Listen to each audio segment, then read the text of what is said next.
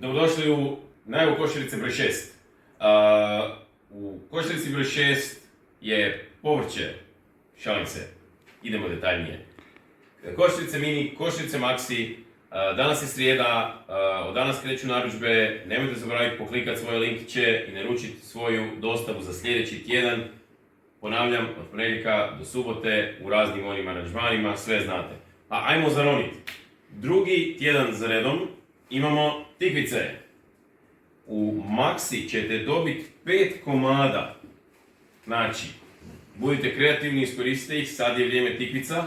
Moramo vas nahraniti s tikvicama prije nego što ih se zasitite. U Mini će biti 3, još uvijek dovoljno.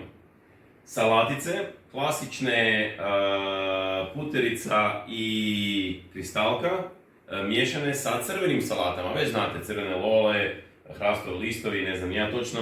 Uglavnom, dobit ćete šareno i u jednoj i u drugoj. Mladi luk je polako u zalazu, ima ga još, ali već se vidi da je to malo ušao u ljeto. Po jedan puštak samo u Mini Maxi i mislim da nas čeka još tipa jedna isporuka i onda ide ljetna stanka.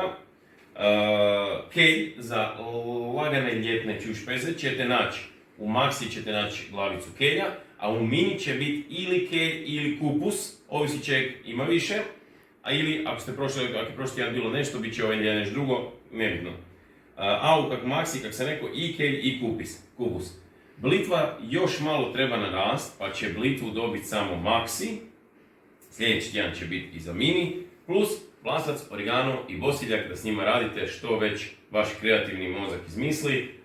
Ja sam neki dan stavio svježi origano na paštu, to je bilo apsolutni spektakl. Čujete se sunca, jedite povrće i do sljedeće isporuke, dobar tek.